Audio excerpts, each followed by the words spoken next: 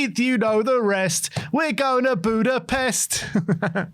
What are you saying, Stel? We're on our way to Budapest. We're on our way. How do we get there? I don't know. How do we get there? I don't care. All I know is Tottenham's on their way. Are we on our way, Stel? Waka, waka, hey, 17th, I don't know how. We won it in Budapest. Come on. Someone's happy tonight.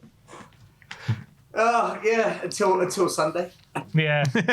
Enjoy it while you can, exactly. Listen, guys, this club is ridiculous. We're a ridiculous football club, right? Yeah. You can't beat Burnley away. You can't beat West Ham, right? But we can finish 4th in the Champions League table, ahead of some of the biggest clubs ever known to mankind, and Vicario wins the Golden Glove. Vicario. Did Vicario win the Golden Glove? He got 6 out of 8 clean sheets. Well, it's not finished yet. So it's not the Golden right, Glove, of the group stage. Of the group stage, yeah. 6 out of 8 clean sheets. He's going to win it because Raya conceded a goal tonight against Carriat, so Vicario's going to win it. Yeah, but there's a whole knockout phase to go.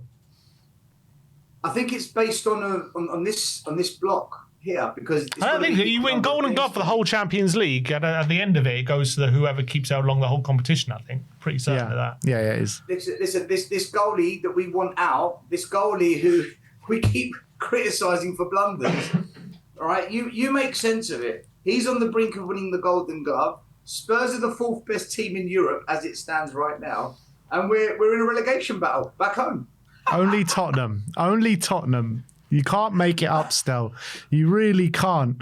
But you look at the Champions League, and the English teams are very dominant, aren't they? And obviously, we finished 17th last year, won the Europa League. I mean, it's a big chance for English teams in this tournament, isn't there? Yeah, I think English sides do dominate European football, especially this stage. We kind of come unstuck around about the semi-final stage. A lot of English teams come unstuck then. Yeah. Some clubs don't have any European pedigree. Arsenal and other clubs have got European pedigree. In fact, some clubs, they call them the champions of Europe, as you well know. So, listen, look, I think it just goes to show that it's a very mixed standard in Europe at the moment because Liverpool are not doing great. They're not doing great yet. They're up there. Spurs are having a nightmare season. We're up there. The only club really that makes sense out of the English clubs is probably Arsenal because they're top of the Premier League. So it kind of makes sense. I think there's a big drop-off across European football at the moment. But even Man City as well, they're second in the Premier, but they dropped out the top 8. Yeah. Oh no, did they? Yeah, they did, didn't they? Oh no, they didn't. They made it in the end. No, they beat Galatasaray. They're in the top 8. Oh, they were out for 1 minute. Yeah, they just about made it because Madrid dropped out. Okay, but fair enough. Yeah. There's a very mixed bag of teams. If I was to just focus on Tottenham, a lot of us predicted that we would go through automatically when we scored the draw because we had probably one of the easiest draws out of everyone. Yeah. So this was expected, but you still have to get the results. And as we've seen this year, there are teams that you don't think have got a chance that suddenly produce really good, consistent performances, like Bodo Glimt. Like Bodo Glimt this year, they're a great little side. They put Man City to the sword. They should have really beaten us. They're not. Tonight they won. Did they win in the end tonight? I think they beat Atletico Madrid. Yeah, in Atletico. Away. This is what I mean, guys. This is what I mean. Yeah, so look, they made the Europa League semi-final because they're not a joke of a team. That's why, and it's fair play to them. They're an incredible story. It's mad though, isn't it, Stel? When you look at obviously 4th in the Champions League group. Also, we finished with 17 points. I think we've got 27 points in the Prem. With how many more games is that? 15? Yeah, something like 15 in 15 more games. We've only got 10 more points than we do in the Champions League. And we had all those injuries tonight with only one sub essentially in Solanke who could come on and make the difference. What do you think just brings it out of us in the Champions League, like a game tonight where we can go away to Frankfurt, play like we did so like confidently, and play some nice football and dominate, even with basically no subs, we can still dominate in high press, whereas in the Prem we just like look so leggy and lethargic every game. I knew we were going to win tonight. I actually predicted this score right. Normally I get the score wrong, but I actually predicted 2-0 because Frankfurt, for me, they've got nothing to play for tonight. They had absolutely nothing on the line. So for them, it was... That was a prime candidate for Dr. Tottenham, though, wasn't it? It is a prime candidate for Dr. Tottenham, but I think this was even... See, West Ham and Burnley, they've got something to play for, survival. Yeah. Frankfurt had nothing to play for tonight. Their main striker's out. They don't even have a manager. I mean, they don't have a manager. And I just knew we would beat them tonight because they're in that bottom 4 in the Champions League table. They've not been good at all in the Champions League. They're struggling in the German league. This isn't a good Frankfurt team. The team we beat last year was better, especially with Ekatike up front. That wasn't a too shabby Frankfurt team. This Frankfurt team, they're nothing special. I guess why we're so praising of our team is because we've got so many injuries, like you just said. There really wasn't any subs to come off the bench. So, look, at the end of the day, we do have it in us to play good football, right? This has been the argument all season. This has been the debate. Our players are shit, our players are rubbish, our players are crap. No, they're not. They're just not being coached properly. They're not being set up properly. They're not being given freedom to express themselves. This is the big argument in the fan base. So where'd you go with it? Because I was at Burnley away on Saturday, and all you could hear was, "We want Frank out, and you're getting sacked in them sideways and backwards everywhere we go." It's just abuse, hate, banter. There's nothing positive. Whereas tonight, it's good job, well done, my manager, my players, Odegaard's coming good. That's more like it, Bawani. I mean, you go back 3 days ago, it was World War III. So what's going to happen on Sunday when we play Man City? It's just results seem to drive opinion. Results seem to drive what fans think. And it's so hard to gauge anything from tonight because you just know the next result could just change everything, or it could build more praise and more fans saying, well, actually, maybe these players are a bit better than what we thought, In terms of tonight, Stel, like anyone particularly impressed you, which, either surprised you, or what did you take away from the game? The player that we should never have dropped at Burnley, Udogie. Udogie again tonight, big performance. How many times did he get back and put those tackles in or win back possession? He brings a solidity to the back 4, back 3, back 5, whatever formation we play. Udogie's a good player, guys. He's a good player. He's solid. The issue he has is that he's been injury prone at Tottenham Hotspur, and he's not really had a chance to really build any momentum in this team. Okay, going forward, his crossing needs to be worked on, and he is lacking in that department. But just like Jed Spence, 1v1 defending, we've got 2 good fullbacks. We've got 2 good players that can go forward, but defensively, they're both really good at their one-on-one duels. So I saw it again tonight, and I was really happy with Udogie. I thought Odegaard had a good game again. Odegaard had another good game where he's causing problems. He's really unlucky with that shot. Really unlucky for that not to go in. He's had a few like that this season. I read a stat somewhere that he's hit the woodwork in the Champions League more than any other player. Some kind of stat I think was floating around. I don't know what the exact stat is, but he's really coming on, isn't he, Odegaard? Like, Dortmund, he was brilliant. Burnley, he was one of our best players tonight. And also, like, earlier in the season, I remember we were talking about him when he had that little spell, came on against Man United, got changed the game. And he got dropped. Like, he's one that a lot of fans, when they talk about how bad our players are, like they throw him in there as if like, he's terrible and what can Frank ever do with him? But he's, proving a lot of people wrong at the moment. He's gaining in confidence now, isn't he, as well? So 3 months ago, I won't mention the names of the YouTubers. I hope you're watching, by the way. I hope you're watching. I said to them, we've got a problem on the left wing. Everyone acknowledges we've got a problem on the left wing.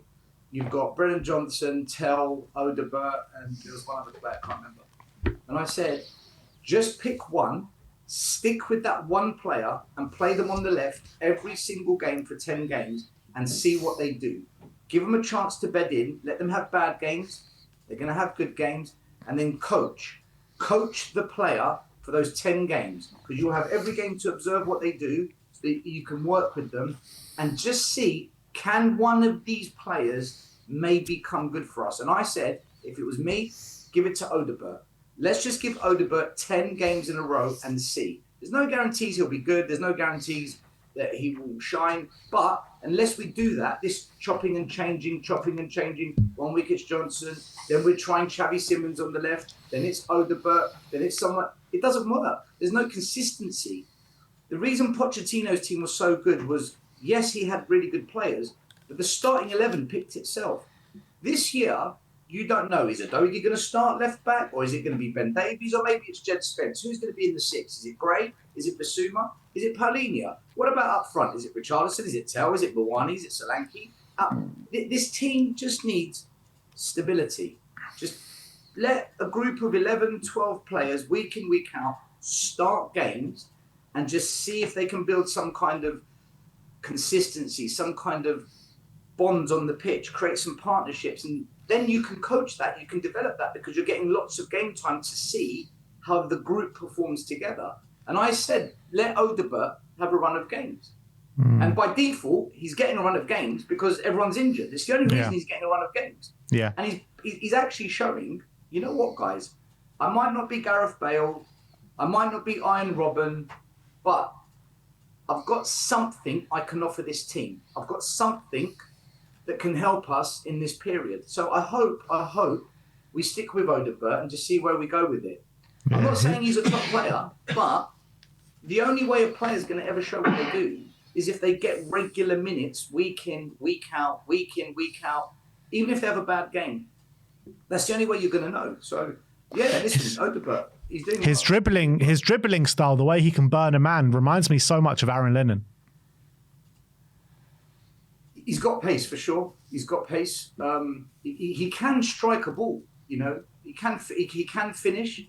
But again, confidence is such a big thing in football. But how do you get confident when the manager keeps picking you?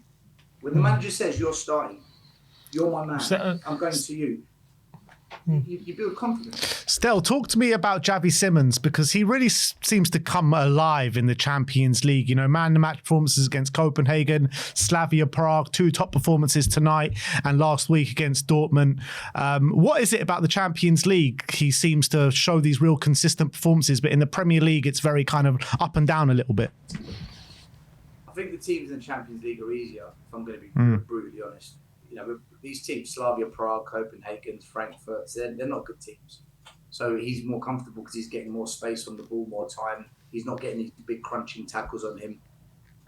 You go and play Burnley away, you go and play Bournemouth, you go and play Leeds United. These games are physical, they're tough.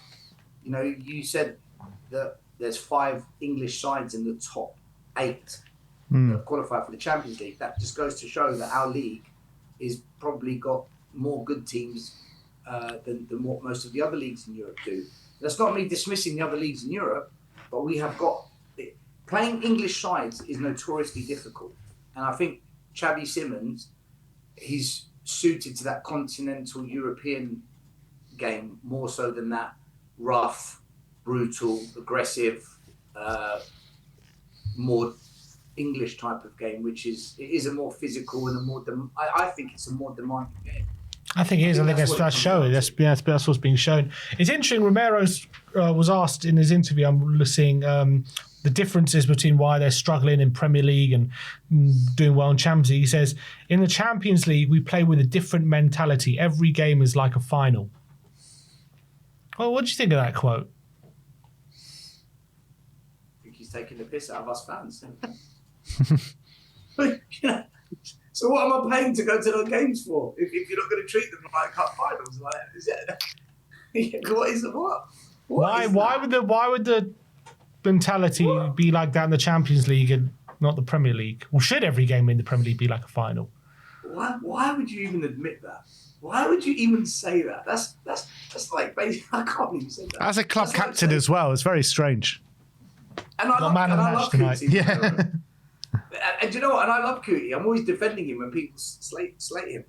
That's like saying, in Europe, we really, really care. And we treat it like it's our last ever game. But in the Premier League, we're not really bothered. Like, you win some, you lose some. Well, great, thanks. Can you tell me that before I pay to go to these games? So I know not to turn up. That's nice of you.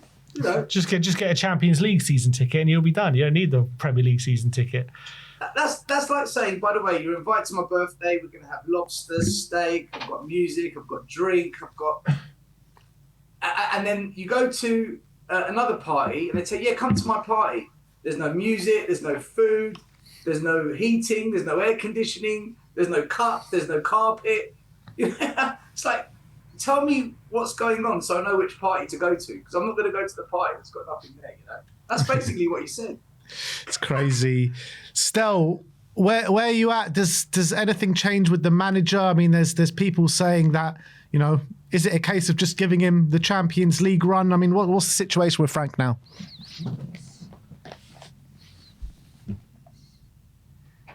I don't believe Frank will win the Champions League. Famous last words. Because... Didn't you say the same about Ange and Europa League? You did. Yeah, I did. I said the same thing about Ange. So keep saying it. It's gonna prove you wrong. I actually came on here and told Sim that he was on drugs, if you remember. Ange is a proven winner. Okay, and he said, I'm going to win you a trophy, and he never backed down from it. And I think he installed that into the players. Like, the players knew, we are going for that trophy. We are going to win something. He installed it from very early on. And I think that helped in the psychology of us getting there. And even when the players came up to him and said, look, Ange, can we change the tactics and whatnot? He's like, sure, let's do it. We're in it together. This is about us. So with Frank, I'm not so sure that he's telling the players we can win this competition. We can. Anything's possible. I don't believe that's the messaging. I think it's more game by game. Let's try and win the game. Let's see if we can do well. He's never won anything. He's never won anything in his career, and I think that matters. I really do believe these things matter. So it's hard to compare the two, because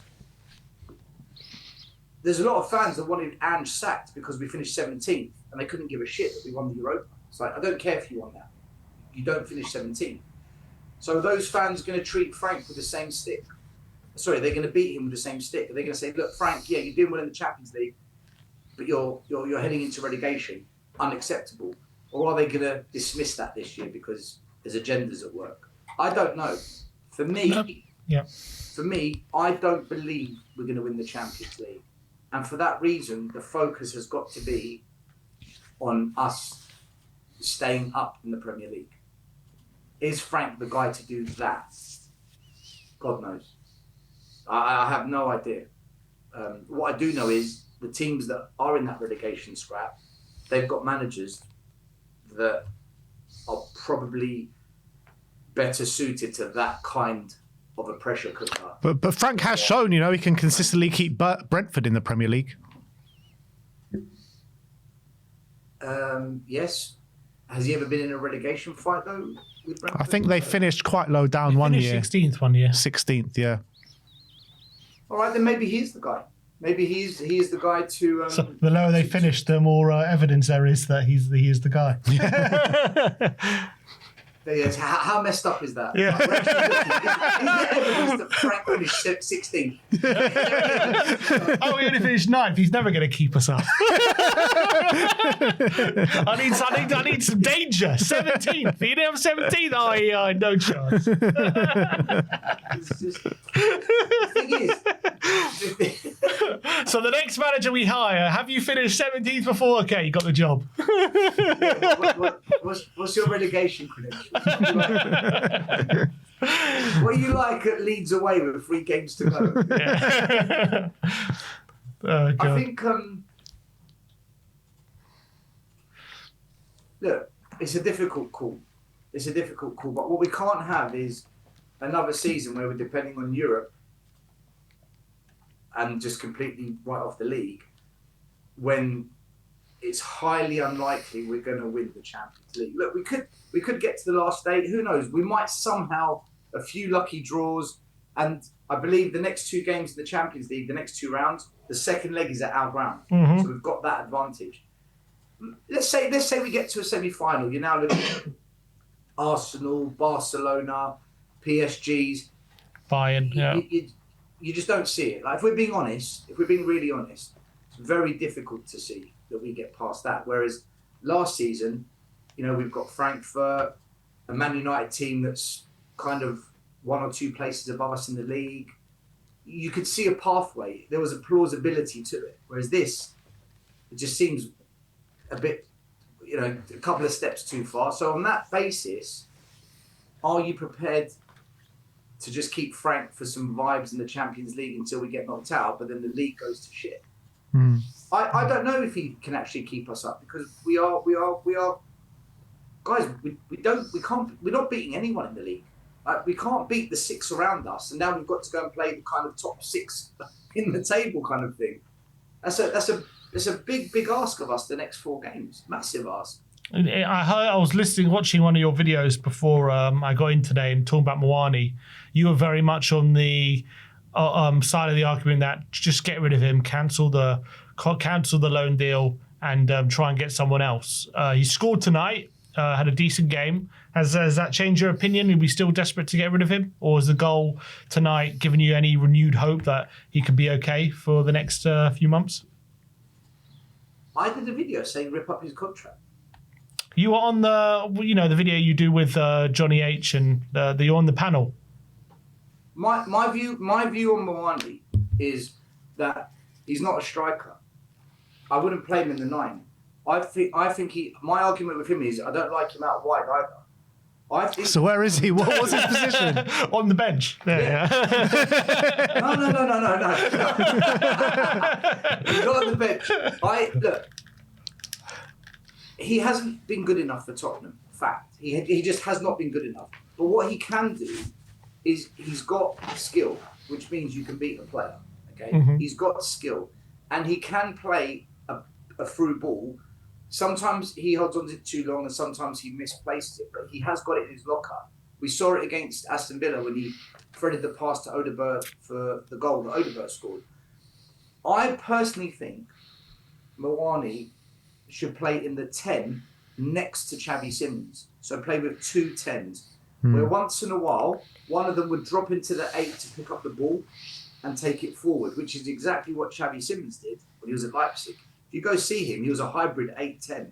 Yeah. He's not an out-and-out 10. He's not a Maddison. He's not an Eriksen. He's not a Modric. He's never been that type of player. Was the inside 10 like Conte used to play it?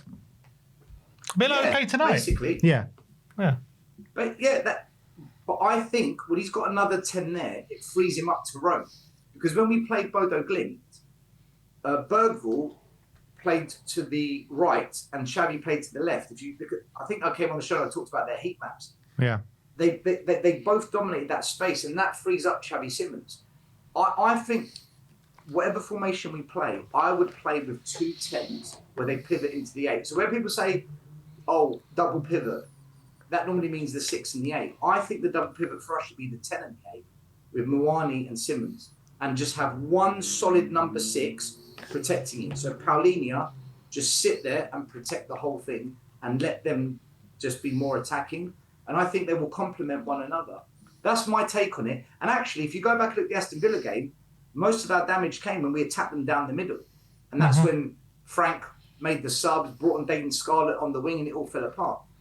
That's what I would do with Mwani, but I don't know if Frank's going to do that. That's what I would do. But there's a decision to be made apparently. No, because I was watching your video. There was an update from Romano, and he said that Tottenham are not giving the green light for Mwani, and you were disappointed in that because you want them to give the green light to get rid of him. On the basis that Frank's not going to play him as a 10. So my argument was, if you're not going to play him as a 10, get rid of him because he's a waste of. Is that still your, after the goal tonight? Is that still your opinion? He scored a goal playing in the 9. I mean, Sim, you could have scored that goal tonight. Really, you could have tapped it in from there. I mean,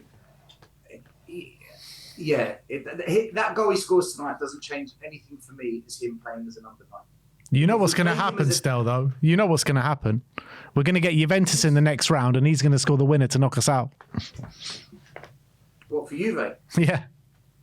Of course. 100%. Just written. Put money on it.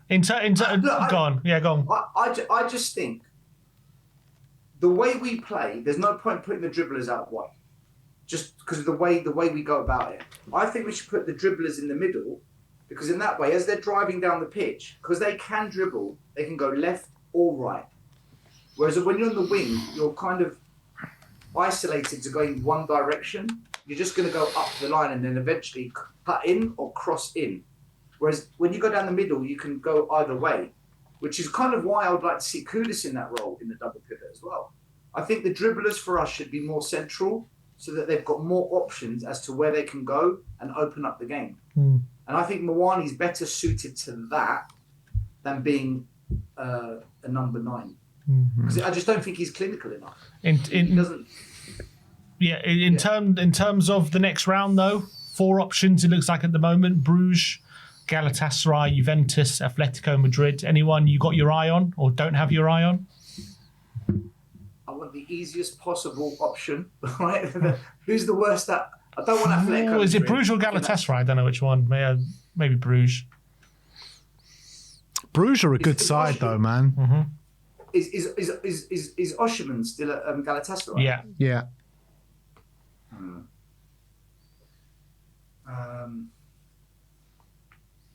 Bruges are a good side. They put Marseille to bed tonight. Absolutely. And Barca. And they smashed Barca off the park. It was a draw in the end, 3-0, I think it was 3-0, yeah.